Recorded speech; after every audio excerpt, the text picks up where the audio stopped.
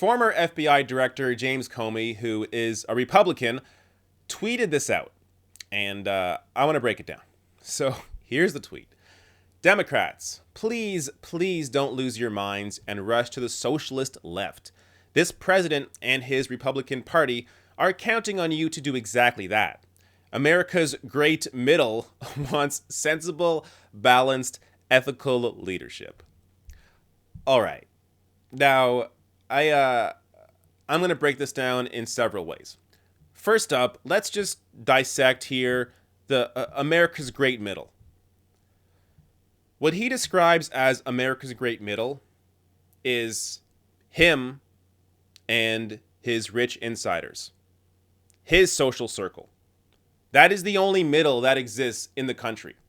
Rich people who are on television or in media or work in the government. That's the middle that he's talking about. The rest of the country needs healthcare. They need higher wages. They need education. So this idea that there is the sensible middle that wants to prioritize corporate profits, which is exactly what the Democratic Party establishment and the Republican Party establishment has done over the past 30 years, is ridiculous. There is no... So the sensible middle for him is neoliberal policies, which have decimated the middle class. Now, before I get to what the country actually wants, let me share this tweet from Raina Kalik, who, in reply to James Comey, tweeted this. After working at a hedge fund and Lockheed Martin, James Comey has a net worth of $15 million. What is it with rich people wanting to deny the rest of us access to education and healthcare and other basic things developed countries provide their citizens? Exactly. It's always funny how these rich people come out and say, oh, no, you don't need healthcare. No, you don't need higher wages. No, what you need are corporate profits. And they expect people to continue eating this bullshit. Now, let me show you that the country is... So, what James Comey would consider to be socialist left is actually moderate. Moderate as in the majority of Americans support these policies. So, let me break a few of them down for you. So, money in politics, which is the number one issue for progressives and progressive candidates like Alexandria Ocasio-Cortez. So, Pew Research shows that 77% say there should be limits on the amount of money individuals and groups can spend on campaigns. And 65% say new laws could be written that would be effective in reducing the role of money in politics.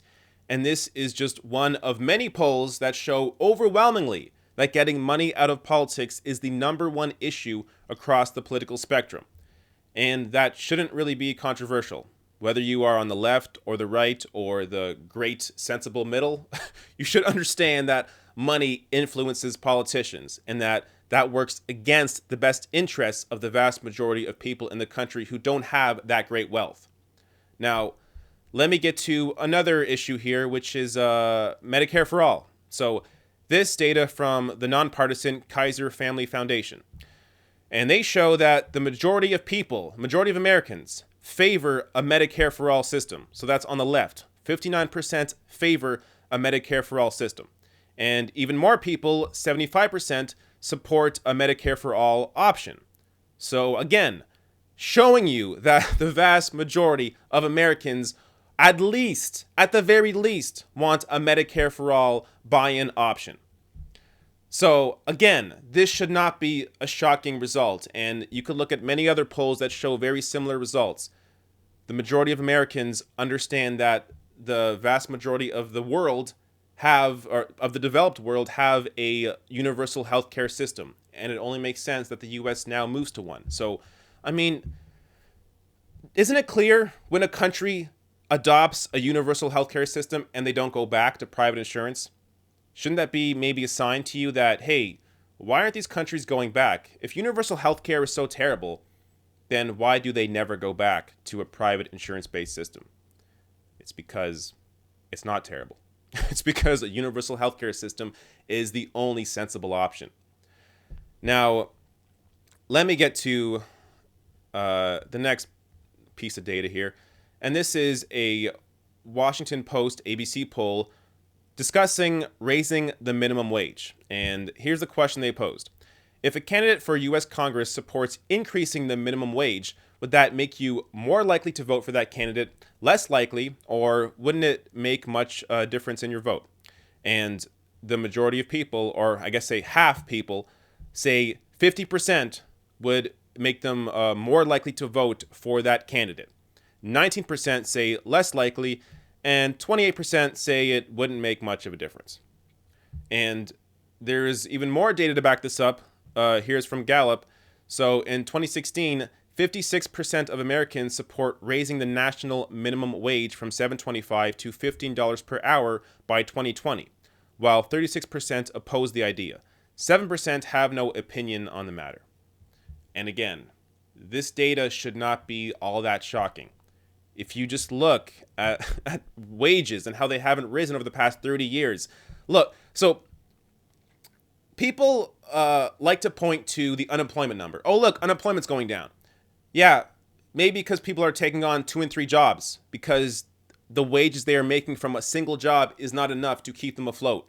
So this idea that people don't want to be paid more, what are you talking about? So yes, maybe the great middle thinks it's a crazy idea because they're all making millions of dollars, but the rest of the country that needs a raise in their wages, yes, they want the minimum wage to be raised. And even if you aren't making the minimum wage currently, being anywhere near it also has an effect, has a trickle up effect on your wages. So if somebody below you who is making minimum wage and their wage now raises to 15 an hour, and let's say you were making 15 before, that person now matches you, most companies understand that, yeah, we have to actually raise wages for all people in this area. So if you're making 15 before, now maybe you're making 17 an hour. So it has this trickle up effect, and you can see that in the data when the minimum wage has been raised. Now, let me get to the last piece of data point here I want to show, and that is who is the most popular senator in the country? What do you think? I think we know the answer. So here is a Morning Consult poll, and they do this every quarter. And Bernie Sanders, of course, continues to be the most popular senator in the country, and by actually quite a few percentage points. Now, again, if you are actually engaged in the facts, in the data, in the polls, this is not surprising to you. Bernie Sanders speaks to these progressive issues, and he is the most popular senator in the country.